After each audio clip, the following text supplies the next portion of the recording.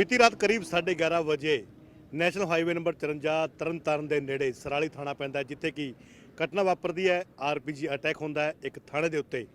ਸਭ ਤੋਂ ਪਹਿਲੇ ਤੁਹਾਨੂੰ ਉਹ ਤਸਵੀਰ ਦਿਖਾ ਦਿੰਦੇ ਹਾਂ ਜਿੱਥੇ ਪੂਰੀ ਘਟਨਾ ਵਾਪਰੀ ਹੈ। ਇਸ ਵਕਤ ਅਸੀਂ ਸਪੋਰਟ ਤੇ ਮੌਜੂਦ ਹਾਂ। ਤਸਵੀਰ ਤੁਸੀਂ ਵੇਖ ਸਕਦੇ ਹੋ ਇੱਥੇ ਬਿਲਕੁਲ ਇਹੀ ਉਹ ਥਾਣਾ ਹੈ ਜਿੱਥੇ ਕਿ ਕਰੀਬ 2 ਮਹੀਨੇ ਪਹਿਲੇ ਪੋਸਟਰ ਵੀ ਲਗਾਇਆ ਗਿਆ ਸੀਗਾ ਕਿ तमाम ਤਰੀਕੇ एहतियात ਜਿਹੜੇ ਨੇ ਉਹ ਵਰਤੇ ਜਾਣੇ ਨੇ ਪੁਲਿਸ ਵੱਲੋਂ। इस तरीके के इनपुट्स जोड़े सीगे वो सामने आ रहे थे तो उसके मद्देनज़र ये तमाम चीज़ा हुई। इतने पोस्टर्स लगाए गए, हालांकि हाल की घड़ी पोस्टर उतार दिता गया। बिल्कुल तुम वेखोगे सामने यही वो थाना है जिथे कि सामने सांझ केंद्र जोड़ा है उसके जो आरपीजी लॉन्चर रॉकेट जोड़ा है वो जाके डिगदा है। उस तो बाद अफरा तफरी मच जाती है, पुलिस एकदम सर्क होती है, हरकत भी आती है तो तमाम तरीके की गलबात होती है। कुछ ही देर पहले जो DGP ने वो इतने आके गए ने पूरी गलबात जी है इतने आके की गई है। मौके का जायज़ा लैके तो हाल की घड़ी गलबात करिए तो वेख सकते तुहानूं आर्मी के जवानों की मूवमेंट इतने दिखाई देगी।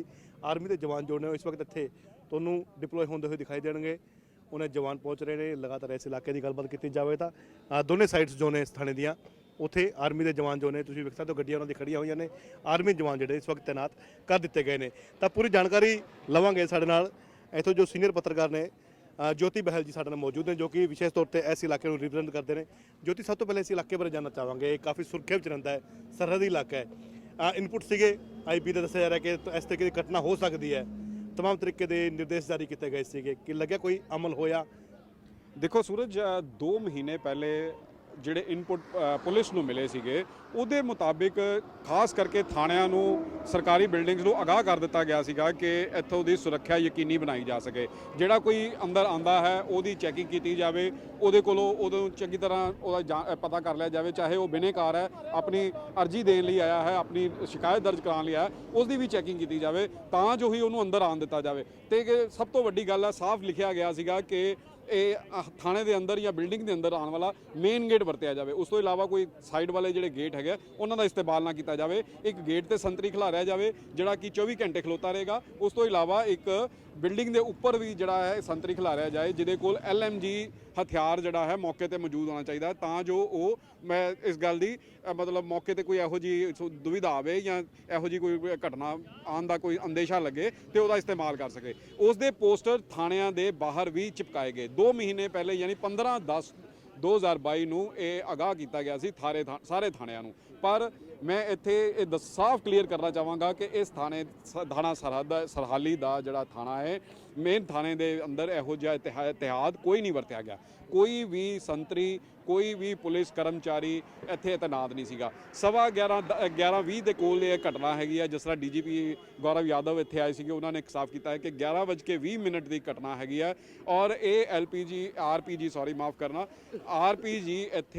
ਇੱਥੋਂ ਚਲਾਈ ਗਈ ਹੈ ਕਿਉਂਕਿ ਥਾਣੇ ਦੇ ਬਿਲਕੁਲ ਸਾਹਮਣੇ ਇਸ ਸਾਈਡ ਦੇ ਉੱਤੇ ਜਿਹੜਾ ਹਾਈਵੇ ਹੈ ਉਹਦੀ ਰੋਡ ਪੈਂਦੀ ਹੈ। ਰੋਡ ਦੇ ਉੱਤੋਂ ਚਲਾਈ ਗਈ ਹੈ RPG ਜਾਂ ਜਿਹੜੀ ਐਡਜੋਰਡਿੰਗ ਸਰਵਿਸ ਰੋਡ ਹੈ ਉੱਥੋਂ ਚਲਾਈ ਗਈ ਹੈ। ਇਹ ਹਜੇ ਕਲੀਅਰ ਨਹੀਂ ਹੈਗੀ ਆ। ਪਰ ਇੱਥੋਂ ਜਿਹੜਾ RPG ਚਲਾਇਆ ਗਿਆ ਹੈ ਜਿਹੜਾ ਕਿ ਥਾਣੇ ਦਾ ਗੇਟ ਜਿਹੜਾ ਬੰਦ ਸੀਗਾ ਉਹਦੇ ਗ੍ਰਿਲ ਦੇ ਵਿੱਚੋਂ ਤੋੜ ਕੇ ਨਿਕਲ ਗਿਆ ਹੈ ਔਰ ਜਾ ਕੇ ਸਾਂਝ ਕੇਂਦਰ ਵਿੱਚ ਚਲਾ ਗਿਆ ਹੈ। ਔਰ जी नुकसान एक बार नुकसान की गल कर लिए आप नुकसान की कुछ होया कुछ पता लग सके। देखो सूरज जे ਅਸੀਂ ਨੁਕਸਾਨ ਦੀ ਗੱਲ ਕਰੀਏ ਤੇ ਫਿਲਹਾਲ ਜਿਹੜਾ ਇਹਦੇ ਵਿੱਚ ਕੋਈ ਜਾਨੀ ਨੁਕਸਾਨ ਨਹੀਂ ਹੋਇਆ। ਮਾਲੀ ਨੁਕਸਾਨ ਕਿੰਨਾ ਹੋਇਆ ਹੈ ਕਿਸ ਤਰ੍ਹਾਂ ਹੋਇਆ ਇਹਦੀ ਸਮੀਖਿਆ ਹੁਣ ਪੁਲਿਸ ਕਰ ਰਹੀ ਹੈ ਕਿਉਂਕਿ ਜੇ ਸ਼ੁਰੂਆਤੀ ਦੌਰ 'ਚ ਵੇਖਿਆ ਜਾਏ ਤੇ ਗੇਟ ਟੁੱਟ ਗਿਆ ਹੈ, ਉਹਦੀ ਗ੍ਰਿਲ ਟੁੱਟ ਗਈ ਹੈ। ਉਸ ਤੋਂ ਬਾਅਦ ਸਾਂਝ ਕੇਂਦਰ ਦਾ ਜਿਹੜਾ ਦਰਵਾਜ਼ਾ ਹੈ ਉਹਦੇ ਸ਼ੀਸ਼ੇ ਟੁੱਟ ਗਏ ਨੇ। ਉਸ ਦੇ ਅੰਦਰ ਰੌਕਟ ਗਿਰਿਆ ਹੈ।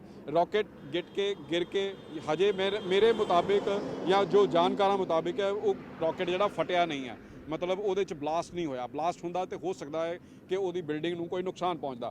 ਫਿਲਹਾਲ ਪੁਲਿਸ ਇਸ ਦੀ ਹੁਣ ਇਹ ਜਾਂਚ ਜੁਟ ਗਈ ਹੈ। ਕੋਈ ਜਾਨੀ ਨੁਕਸਾਨ ਨਹੀਂ ਹੋਇਆ, ਬਹੁਤ ਵੱਡੀ ਗੱਲ ਹੈ। ਪਰ ਇਹ ਜਿਹੜਾ ਪਕੜਿਆ ਗਿਆ ਜਿਹੜਾ ਇੱਥੇ ਇਸਤੇਮਾਲ ਕੀਤਾ ਗਿਆ RPG ਉਹਦੇ DGP ਮੁਤਾਬਿਕ ਇਹ ਰਾਤੀ 11:20 ਦੀ ਘਟਨਾ ਹੈ ਕਿਉਂਕਿ ਇਹ ਰੋਡ ਜਿਹੜੀ ਹੈ ਸਰਦੀ ਦਾ ਮੌਸਮ ਹੋਣ ਕਰਕੇ ਪਿੰਡਾਂ ਦਾ ਏਰੀਆ ਹੈ। ਹੋ ਸਕਦਾ ਹੈ ਕਿ ਇੱਥੇ ਰਾਤੀ ਫੌਗ ਵੀ ਹੋਵੇ, ਹਜੇ ਮੈਂ ਕਲੀਅਰ ਨਹੀਂ ਕਰ ਸਕਦਾ। ਹੋ ਸਕਦਾ ਫੌਗ ਪਈ ਹੋਵੇ ਜਿਸ ਦਾ ਫੌਗ ਦੇ ਵਿੱਚ ਨਹੀਂ ਨਜ਼ਰ ਆਇਆ।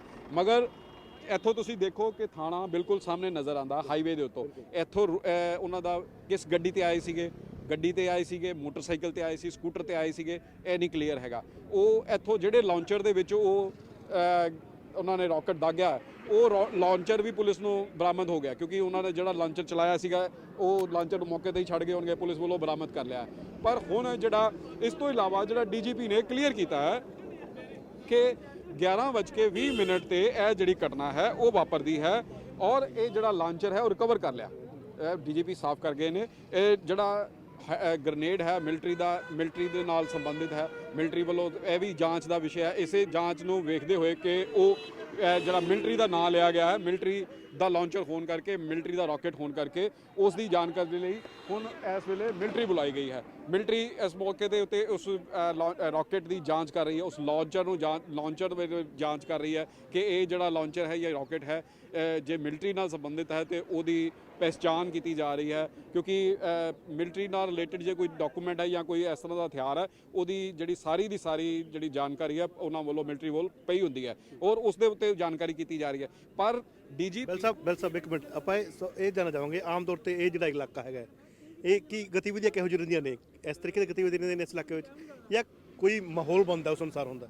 ਦੇਖੋ ਇਹ ਜਿਸ ਤਰ੍ਹਾਂ ਤੁਸੀਂ ਬਹੁਤ ਵਧੀਆ ਗੱਲ ਕੀਤੀ ਹੈ, ਇਹ ਇਲਾਕਾ ਸਰਹੱਦੀ ਇਲਾਕਾ ਹੈ। ਪਹਿਲੇ ਜਿਸ ਤਰ੍ਹਾਂ ਅੰਮ੍ਰਿਤਸਰ ਦੇ ਵਿੱਚ ਹੀ ਇਹ ਏਰੀਆ ਹੁੰਦਾ ਕਰਦਾ ਸੀਗਾ, ਤਰਨਤਾਰਨ ਅੰਮ੍ਰਿਤਸਰ ਦੇ ਵਿੱਚ ਹੀ ਸ਼ਮੂਲੀਅਤ ਸੀ ਇਸ ਦੀ, ਤੇ ਇਹ ਰਿਮੋਟ ਏਰੀਆ ਹੋਣ ਕਰਕੇ, ਕਿਉਂਕਿ ਸਰਹੱਦ ਇੱਥੋਂ ਜਿਸ ਜਗ੍ਹਾ ਤੇ ਅਸੀਂ ਖੜੇ ਹਾਂ ਇੱਥੋਂ 25 ਤੋਂ 30 ਕਿਲੋਮੀਟਰ ਦੂਰ ਤੇ ਸਰਹੱਦ ਹੈ, ਮਤਲਬ ਗੁਆਂਢੀ ਮੁਲਕ ਸਾਡਾ 25-30 ਕਿਲੋਮੀਟਰ ਤੇ ਹੈ ਔਰ ਇਹਦੇ ਨਾਲ ਲੱਗਦੇ ਸਰਹੱਦੀ ਏਰੀਆ ਦੇ ਵਿੱਚ ਜਿਹੜੀਆਂ ਗਤੀਵਿਧੀਆਂ ਨੇ ਨਸ਼ੀਲੇ ਪਦਾਰਥਾਂ ਦੇ ਆਮ ਗੱਲ ਹੈ। ਹੁਣ ਜਿਵੇਂ ਪਿਛਲੇ ਮਹੀਨੇ ਦੀ ਗੱਲ ਕਰੀਏ ਜਾਂ ਪਿਛਲੇ ਦਿਨਾਂ ਦੀ ਗੱਲ ਕਰੀਏ ਤੇ ਡਰੋਨ ਕਾਫੀ ਆਏ ਨੇ। ਹੁਣ ਡੀਜੀਪੀ ਨੇ ਵੀ ਇਸ ਗੱਲ ਨੂੰ ਕਿਹਾ ਕਿ 200 ਤੋਂ ਵੱਧ ਡਰੋਨ ਦੀ ਮੂਵਮੈਂਟ ਅਸੀਂ ਇਸ ਏਰੀਆ ਦੇ ਵਿੱਚ ਦੇਖ ਚੁੱਕੇ ਹਾਂ। ਔਰ ਡਰੋਨ ਦੇ ਨਸ਼ੀਲੇ ਪਦਾਰਥਾਂ ਦੇ ਨਾਲ ਜਿਹੜਾ ਇਸ ਤਰ੍ਹਾਂ ਦਾ ਹਥਿਆਰ ਹੈ, ਗੋਲੀ ਸਿੱਕਾ ਹੈ, ਉਹ ਵੀ ਆਣਾ। ਪਰ ਇਸ ਘਟਨਾ ਦੇ ਵਿੱਚ ਇਸਤੇਮਾਲ ਕੀਤਾ ਗਿਆ ਲਾਂਚਰ ਜਿਹੜਾ ਹੈ ਉਹ ਜਿਸ ਤਰ੍ਹਾਂ ਡੀਜੀਪੀ ਕਹਿ ਕੇ ਗਏ ਨੇ ਉਹ ਮਿਲਟਰੀ ਨਾਲ ਰਿਲੇਟਡ ਹੈ, ਮਿਲਟਰੀ ਨਾਲ ਉਹਦਾ ਸੰਬੰਧ ਹੈ। ਇਸ ਦੀ ਵੀ ਜਾਂਚ ਕੀਤੀ ਜਾ ਰਹੀ ਹੈ ਕਿ ਉਹ ਜਿਹੜੇ ਉੱਥੋਂ ਗਿਰਾ ਕੇ ਗਏ ਨੇ, ਜਿਹੜੇ ਅੱਤਵਾਦੀ ਗਿਰਾ ਕੇ ਗਏ ਨੇ ਜਾਂ ਗੈਂਗਸਟਰ ਗਿਰਾ ਕੇ ਗਏ ਨੇ, ਕਿਉਂਕਿ ਇਸ ਘਟਨਾ ਦੀ ਜ਼ਿੰਮੇਵਾਰੀ ਗੁਰਪਤਵੰਤ ਸਿੰਘ ਪੰਨੂ ਨੇ ਲਈ ਹੈ, ਸਿੱਖ ਫॉर ਜਸਟਿਸ ਨੇ ਲਈ ਹੈ। ਇਹ ਤੋਂ ਸਾਫ਼ ਹੋ ਜਾਂਦਾ ਹੈ ਕਿ ਇਹ ਕਿਸੇ ਅੱਤਵਾਦੀ ਘਟਨਾ ਨੂੰ ਦਰਸਾਉਂਦਾ ਹੈ, ਅੱਤਵਾਦੀ ਘਟਨਾ ਵੱਲ ਜਾਂਦਾ ਹੈ, ਇਸ਼ਾਰਾ ਕਰਦਾ ਹੈ। ਸੋ ਉਸ ਚੀਜ਼ ਨੂੰ ਵੇਖ ਕੇ ਵੀ ਇਹ ਗੱਲ ਕੀਤੀ ਜਾ ਸਕਦੀ ਹੈ ਕਿ ਇਹ ਜਿਹੜਾ ਹਮਲਾ ਹੈਗਾ ਇਹ ਕਿਸ ਕਰਕੇ ਨਿਸ਼ਾਨਾ ਬਣਾਇਆ, ਕਿਉਂਕਿ ਜ਼ਿਆਦਾ ਨਿਸ਼ਾਨਾ ਰਾਤ ਨੂੰ ਬਣਾਇਆ ਜਾਏਗਾ। ਜੇ ਅਸੀਂ ਮੁਹਾਲੀ ਦੇ ਹਮਲੇ ਦੀ ਗੱਲ ਵੇਖੀਏ ਤੇ ਮੁਹਾਲੀ ਵੀ ਰਾਤ ਨੂੰ ਕੀਤਾ ਗਿਆ ਸੀਗਾ, ਉਦੋਂ ਵੀ ਕੋਈ ਪਬਲਿਕ ਮੂਵਮੈਂਟ ਨਹੀਂ ਸੀਗੀ। ਇੱਥੇ ਰਾਤ ਦਾ ਟਾਈਮ ਸੀਗਾ, ਰਾਤ ਦੇ ਟਾਈਮ ਵੀ ਇੱਥੇ ਥਾਣੇ ਦੇ ਵਿੱਚ ਜਿਹੜੇ ਤੈਨਾਤ ਮੁਲਾਜ਼ਮ ਮੌਕੇ ਤੇ ਡਿਊਟੀ ਤੇ ਸਨ ਉਹ ਵੀ ਥਾਣੇ ਦੇ ਅੰਦਰ ਸਨ, ਦਰਵਾਜ਼ਾ ਬੰਦ ਸੀਗਾ। ਜੇ ਉਹਨਾਂ ਵੱਲੋਂ ਕੋਈ ਇਹੋ ਜਿਹਾ ਜਾਨੀ ਨੁਕਸਾਨ ਕਰਨਾ ਹੁੰਦਾ ਤੇ ਮੈਂ ਇਸੇ ਗੱਲ ਤੇ ਆਉਣਾ ਚਾਹੁੰਦਾ ਸੀਗਾ, ਕਿਉਂਕਿ ਹੋ ਸਕਦਾ ਹੈ ਇੱਕ ਡਰਾਵਾ ਦੇਣ ਦੀ ਕੋਸ਼ਿਸ਼ ਹੋਵੇ ਜੀ, ਜਾਂ ਜੇ ਜਾਨੀ ਨੁਕਸਾਨ ਕਰਨਾ ਹੁੰਦਾ ਤਾਂ ਹੋਰ ਚੀਜ਼ ਹੋ ਜਾਏਗੀ, ਕਿਉਂਕਿ ਨਾਲ ਹੀ ਥਾਣੇ ਅੰਦਰ ਕਰਮਚਾਰੀ ਹੁੰਦੇ ਆ, ਮੁਲਾਜ਼ਮ ਹੁੰਦੇ ਆ। ਤਾਂ ਕੀ ਲੱਗਦਾ ਹੈ ਤੁਹਾਨੂੰ, ਪਹਿਲੀ ਨਜ਼ਰ ਵਿੱਚ ਕੀ ਦਿਖਦਾ? ਮੈਂ ਦੇਖੋ ਪਹਿਲੀ ਨਜ਼ਰ ਦੇ ਵਿੱਚ ਇਹੀ ਲੱਗਦਾ ਹੈ ਕਿ ਜਿਸ ਤਰ੍ਹਾਂ ਦਾ ਹਮਲਾ ਹੈ ਰਾਤੀ 11:15 ਵਜੇ 11 ਤੋਂ 11:30 ਵਜੇ ਦੇ ਵਿੱਚ ਇਹ ਘਟਨਾ ਹੁੰਦੀ ਹੈ, ਰਾਕਟ ਰਾਹੀਂ ਗਿਰਾਇਆ ਜਾਂਦਾ ਹੈ। ਉੱਥੋਂ ਸਾਫ਼ ਕਲੀਅਰ ਹੈ ਕਿ ਮਨਸੂਬਾ ਉਹਨਾਂ ਦਾ ਜਿਹੜਾ ਮਨਸੂਬਾ ਸੀਗਾ ਉਹ ਇੱਕ ਦਹਿਸ਼ਤ ਫੈਲਾਉਣ ਦਾ ਸੀਗਾ, ਨਾ ਕਿ ਕਿਸੇ ਜਾਨੀ ਨੁਕਸਾਨ ਕਰਨ ਦਾ। ਮਾਲੀ ਨੁਕਸਾਨ ਹੋ ਸਕਦਾ ਹੈ ਕਿ ਉਹਨਾਂ ਵੱਲੋਂ ਇਹ ਜਿਹੜਾ ਇੱਕ ਦਹਿਸ਼ਤ ਫੈਲਾਉਣ ਦੀ ਕੋਸ਼ਿਸ਼ ਹੈਗੀ ਸੀਗੀ। ਇਸੇ ਤਰ੍ਹਾਂ ਹੀ ਜੇ ਅਸੀਂ ਗੱਲ ਮੁਹਾਲੀ ਵਾਲੀ ਕਰੀਏ ਤੇ ਮੁਹਾਲੀ ਦੇ ਵਿੱਚ ਵੀ ਇਸੇ ਤਰ੍ਹਾਂ ਦੀ ਹੈੱਡਕੁਆਟਰ ਦੇ ਉੱਤੇ ਹਮਲਾ ਹੁੰਦਾ ਹੈ। ਉਦੋਂ ਵੀ ਜੇ ਦੇਖਿਆ ਜਾਏ ਤੇ ਇੱਕ ਡਰਾਵਾ ਸੀਗਾ ਜਾਂ ਇੱਕ ਆਪਣੀ ਪਹਿਚਾਣ ਦੱਸਣੀ ਸੀ, ਅਸੀਂ ਹੈਗੇ ਆ ਇਸ ਵੇਲੇ, ਹਜੇ ਸਾਨੂੰ ਗਲਤ ਨਾ ਅੰਕਿਆ ਜਾਏ। ਸੋ ਇਹ ਵੀ ਇੱਕ ਹਮਲਾ ਅਸੀਂ ਸੋਚ ਸਕਦੇ ਹਾਂ ਕਿ ਇਸ ਤਹਿਤ ਅਸੀਂ ਹਮਲਾ ਕੀਤਾ ਗਿਆ ਕਿ ਆਪਣੇ ਆਪ ਨੂੰ ਦਰਸਾਉਣਾ ਕਿ ਅਸੀਂ ਸਾਡੀ ਹੋਂਦ ਅਜੇ ਹੈਗੀ ਹੈ। ਜੀ ਆਖਰੀ ਸਵਾਲ ਹੈ ਮੇਰਾ, ਹੁਣ ਇਸ ਹਮਲੇ ਨੂੰ ਲੈ ਕੇ ਜਿਹੜਾ ਹੁਣ ਇਸ ਵਕਤ ਚੱਲ ਰਿਹਾ ਇੱਥੇ, ਤਾਂ ਆਉਣ ਵਾਲੇ ਦਿਨਾਂ ਵਿੱਚ ਜਿੱਥੇ ਕਿ ਹੁਣ ਪਹਿਲੇ ਹੀ ਸੀਗਾ ਅਲਰਟ ਸੀਗਾ ਕਿ ਇਹੋ ਜਿਹਾ ਕੁਝ ਹੋ ਸਕਦਾ ਹੈ, ਤਾਂ ਕਿਤੇ ਮੰਨਦੇ ਹੋ ਪੁਲਿਸ ਦੀ ਨਾਕਾਮੀ ਇਸ ਨੂੰ ਕਹਿ ਸਕਦੇ ਆਪਾਂ? ਕਿਉਂਕਿ ਜਦੋਂ ਆਰਡਰ ਕਰ ਦਿੱਤੇ, ਕਿਉਂਕਿ ਹੈੱਡਕੁਆਟਰ ਨੇ ਆਰਡਰ ਕਰਨੇ ਨੇ, ਆਫਿਸਰਸ ਨੇ ਆਰਡਰ ਕਰਨੇ, ਫੋਲੋ ਕਰਨਾ ਹੈ ਨਿਚਲੇ ਕਰਮਚਾਰੀਆਂ ਨੇ।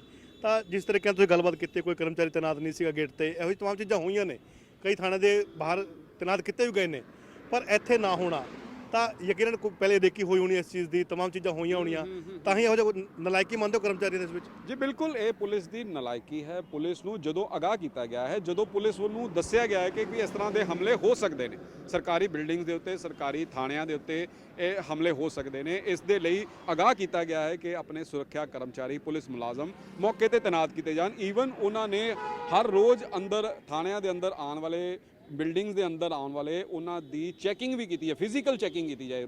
ਸਭ ਤੋਂ ਵੱਡੀ ਗੱਲ ਹੈ ਫਿਜ਼ੀਕਲ ਚੈਕਿੰਗ ਕੀਤੀ ਜਾਵੇ, ਫਿਰ ਹੀ ਉਹਨਾਂ ਨੂੰ ਆਉਣ ਦਿੱਤਾ ਜਾਵੇ। ਉਹ ਇਸ ਤੋਂ ਇਲਾਵਾ ਉਹਨਾਂ ਇਹ ਵੀ ਕਿਹਾ ਗਿਆ ਹੈ ਕਿ ਉਸ ਤੋਂ ਉਹਦੇ ਕੋਲੋਂ ਆਈਡੀ ਪ੍ਰੂਫ ਵੀ ਚੈੱਕ ਕੀਤਾ ਜਾਵੇ। ਸੋ ਇੰਨਾ ਕੁਝ ਅਗਾਹ ਹੋਣ ਦੇ ਬਾਵਜੂਦ ਇਹ ਘਟਨਾ ਹੋ ਜਾਣੀ, ਇਹ ਆਪਣੇ ਆਪ 'ਚ ਸਾਫ਼ ਕਲੀਅਰ ਕਰਦਾ ਹੈ ਕਿ ਪੁਲਿਸ ਦੀ ਨਾਲਾਇਕੀ ਹੈ। ਪੁਲਿਸ ਦੀ ਨਾਲਾਇਕੀ ਦੇ ਉੱਤੇ ਵੀ ਅਸੀਂ ਜੇ ਸਵਾਲ ਕਰਦੇ ਹਾਂ ਕਿ ਪੁਲਿਸ ਦੀ ਨਾਲਾਇਕੀ ਕਿਉਂ ਹੈ, ਸਭ ਤੋਂ ਵੱਡੀ ਗੱਲ ਹੈ ਕਿ ਥਾਣਾ ਸਰਹਾਲੀ ਦੀ ਜੇ ਅਸੀਂ ਗੌਰ ਨਾਲ ਵੇਖੀਏ ਤੇ ਇੱਕ ਸੀਸੀਟੀਵੀ ਕੈਮਰਾ ਉਹ ਬਿਲਕੁਲ ਗੇਟ ਦੇ ਲੱਗਾ ਹੋਇਆ, ਉੱਪਰ ਛੱਤ ਦੇ ਉੱਤੇ ਲੱਗਾ ਹੋਇਆ, ਪਰ ਜੋ ਜਾਣਕਾਰੀ ਮਿਲੀ ਹੈ ਪਿਛਲੇ 3-4 ਮਹੀਨੇ ਤੋਂ ਇਹ ਸੀਸੀਟੀਵੀ ਕੈਮਰਾ ਬਿਲਕੁਲ ਨਹੀਂ ਚੱਲ ਰਿਹਾ। ਤੇ ਅਸੀਂ ਬਾਹਰੋਂ ਤਾਂ ਕੈਮਰਾ ਚੈੱਕ ਕਰ ਰਹੇ ਹਾਂ, ਬਾਹਰੋਂ ਦੇ ਕੈਮਰੇ ਚੈੱਕ ਕਰ ਰਹੇ ਹਾਂ, ਜਦੋਂ ਸਾਡੇ ਕੋਲ ਲੱਗੇ ਹੋਏ ਉਹਨਾਂ ਨੂੰ ਕੋਈ ਚੈੱਕ ਨਹੀਂ ਕਰ ਰਿਹਾ। ਕਿਆ ਇਹਨੂੰ ਠੀਕ ਨਹੀਂ ਕਰਵਾਇਆ ਜਾ ਸਕਦਾ ਸੀਗਾ? ਕਿਆ ਇਸ ਦੀ ਇਹਦੇ ਬਾਰੇ ਇਹਦੀ ਰਿਕਾਰਡਿੰਗ ਨਹੀਂ ਦੇਖੀ ਜਾ ਸਕਦੀ? ਪਰ ਕੋਈ ਆਪਣੇ ਇਸ ਕੰਮ ਨੂੰ ਰਾਮ ਭਰੋਸੇ ਛੱਡ ਕੇ ਆਪਣਾ ਅੰਜਾਮ ਦੇ ਰਿਹਾ ਸੀਗਾ, ਔਰ ਇਹਦਾ ਨਤੀਜਾ ਸੀਗਾ ਕਿ ਇਸ ਤਰ੍ਹਾਂ ਦੀ ਹਮਲਾ ਹੋ ਗਿਆ। ਬਿਲਕੁਲ ਤਸਵੀਰਾਂ ਤੁਸੀਂ ਲਗਾਤਾਰ ਵੇਖ ਰਹੇ ਹੋ। ਇਸ ਵਕਤ ਮਾਹੌਲ ਜਿਹੜਾ ਬਣਿਆ ਹੋਇਆ ਹੈ, ਹਾਲਾਂਕਿ तमाम ਵੱਡੇ ਅਧਿਕਾਰੀ ਜੋ ਨੇ ਇਸ ਵਿੱਚ ਸੀਗੇ, ਇੱਥੇ ਜਾਂਚ ਕਰਨ ਲਈ ਆਏ ਸੀਗੇ। ਤਾਂ ਦੂਜੇ ਪਾਸੇ ਡੀਜੀਪੀ ਪਹੁੰਚਦੇ ਨੇ, ਪਾਕਿਸਤਾਨ ਨਾਲ ਰਿਲੇਟਡ ਦੱਸਦੇ ਨੇ, ਉਸ ਦਾ ਹੱਥ ਹੋਣ ਦਾ ਅੰਦੇਸ਼ਾ ਜਤਾਇਆ ਜਾਂਦਾ ਹੈ। ਤਾਂ ਹਾਲ ਦੀ ਗੱਲਬਾਤ ਕਰੀਏ ਤਾਂ ਜੋ ਯੂਜ਼ ਹੋਇਆ ਜਿਹੜਾ ਲਾਂਚਰ ਜਿਹੜਾ ਇਸਤੇਮਾਲ ਹੋਇਆ ਹੈ, ਉਸ ਵਿੱਚ ਮਿਲਟਰੀ ਦਾ ਜਿਹੜਾ ਹੈ ਉਸ ਨਾਲ ਰਿਲੇਟਡ ਦੱਸਿਆ ਜਾ ਰਿਹਾ ਹੈ। ਉਸ ਦੀ ਜਾਂਚ ਕਰਨ ਲਈ ਜਿਹੜੇ ਵੇਖ ਸਕਦੇ ਹੋ ਅਧਿਕਾਰੀ ਇੱਥੇ ਮਿਲਟਰੀ ਦੇ ਹੀ ਪਹੁੰਚੇ ਹੋਏ ਨੇ।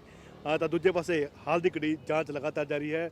ਵੱਡੇ ਅਧਿਕਾਰੀ ਮੌਕੇ ਤੇ ਪਹੁੰਚੇ ਸੀਗੇ ਅਤੇ ਇਸ ਵਕਤ ਗੱਲਬਾਤ ਕੀਤੀ ਜਾਵੇ ਤਾਂ ਲਗਾਤਾਰ ਜਾਂਚ ਜਿਹੜੀ ਕੀਤੀ ਜਾ ਰਹੀ ਹੈ। तमाम ਅਧਿਕਾਰੀ ਅੰਦਰ ਮੌਜੂਦ ਨੇ। ਡੀਜੀਪੀ ਆਏ ਸੀਗੇ, ਮੌਕੇ ਦਾ ਜਾਇਜ਼ਾ ਲਿਆ ਤੇ ਇੱਥੋਂ ਚਲੇ ਗਏ ਨੇ।